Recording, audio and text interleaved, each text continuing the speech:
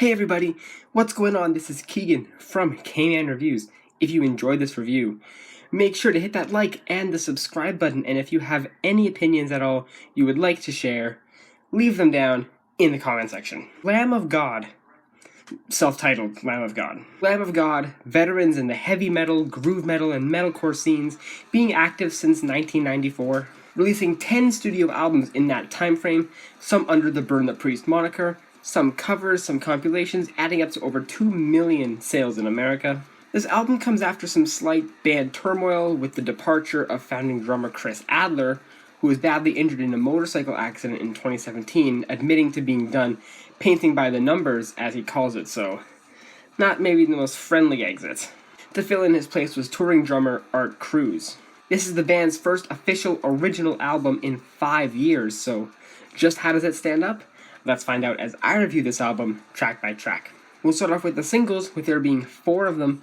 The first one being Checkmate, which, wow, does this sound great. I've seen a lot of fans be very mixed on this song when it was first teased, but personally it sounds just like a traditional, maybe a little bit older Lamb of God song. Cruz definitely showcases how well he can meld with the group. He just sounds at home over this track, and Randy's raspy growls are really well intact, even after all these years. Although the message here is also pretty powerful, seemingly about corruption in the higher US leadership, calling it the American Scream, and how it's so front and center on the chorus adds an extra layer of impact that this song delivers. Wonderful song, worth a listen.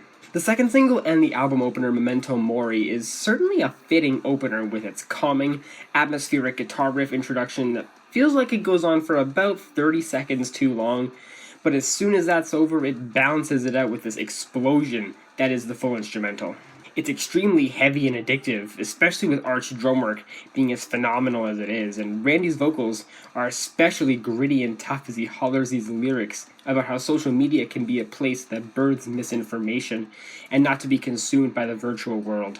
Fantastic song as well. The third single, New Colossal Hate, definitely has a lot more of a death metal edge, yet still contains a lot of the melodic tropes that define the band, which is really accentuated by Randy's vocals, really letting out some deeper, throaty growls, but also some higher, more shrill screeches as well.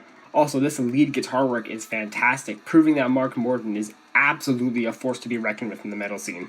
I also get quite a decent amount of Pantera influence on this track, with the main evidence being just how much groovier it is from the previous singles. Lyrically, it's got a lot of mentions to the Statue of Liberty, but also a bunch of mentions to violence and hatred, almost feeling like a riotous track. Definitely another great song. And the fourth and final single, Routes, featuring Chuck Billy of Testament, really has a lot more of a thrash metal style to it, thus almost mimicking the Testament style. And this was definitely a surprise for me. I wasn't expecting this to be as good as it is, especially for a band known more for its brain-mashing mosh pit style of metal. Hearing them on a track that sounds like a war cry, maybe even a little bit of a heavier style of Dragon Force to an extent, it's certainly welcome. Chuck Billy only really contributes on the chorus, not adding that much, but his and Randy's style together sounds pretty great. Factoring in an energetic guitar solo and a tempo switch near the end, and you've got a track for the ages. Great song, easily the best single. Now for the rest of the tracks.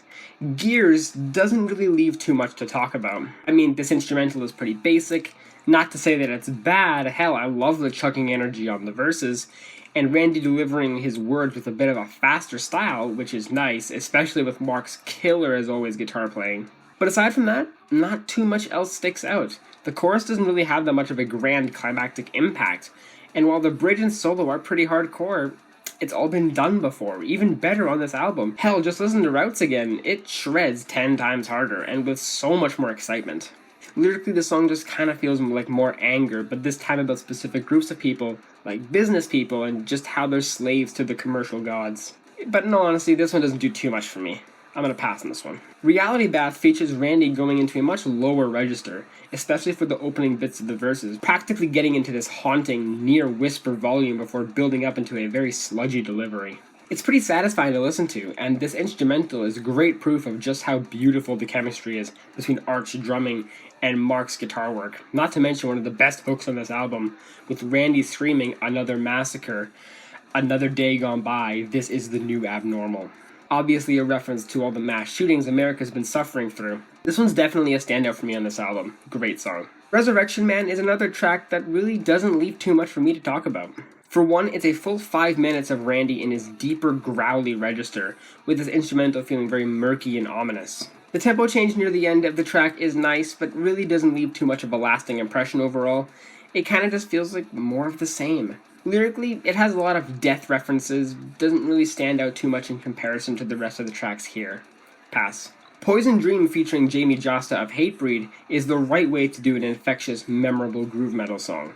The opening grinding guitar work when combined with these pounding, weighted, thrilling drum work, the groove stands out within the first 30 seconds and I love it. There's a surprising amount of contrast between Jamie and Randy, but that's what really makes that bridge in the final bit of the track work, that vocal clash. It feels so unique. This one's definitely a personal favorite of mine on the record, and 100% worth your listen.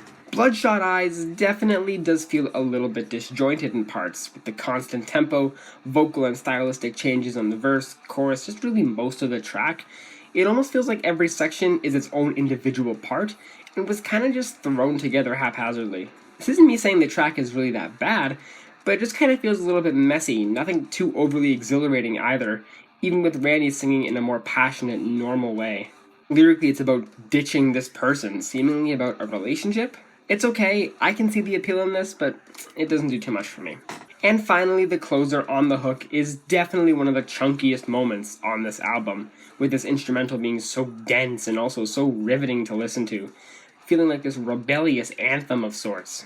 It just straight up oozes anger, and that really comes through with Randy's louder growls this time around. Mark's stellar guitar ability and Art going absolutely batshit crazy on the drums.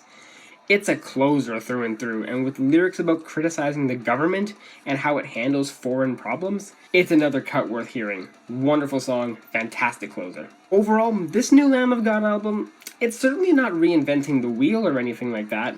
It's exactly what fans will like, but in my opinion, it's also just accessible enough so that new listeners can delve into their catalog afterwards. Sure, there were some messy moments across the project, but not really any moment that was downright awful, yet also not that much that was too incredibly mind-blowing aside from the tracks with features like Routes or Poison Dream. I'm feeling a pretty solid 7 out of 10 on this album. Well guys, hope you enjoyed that review. Thank you all so much for watching, and I'll see you in the next one. Peace.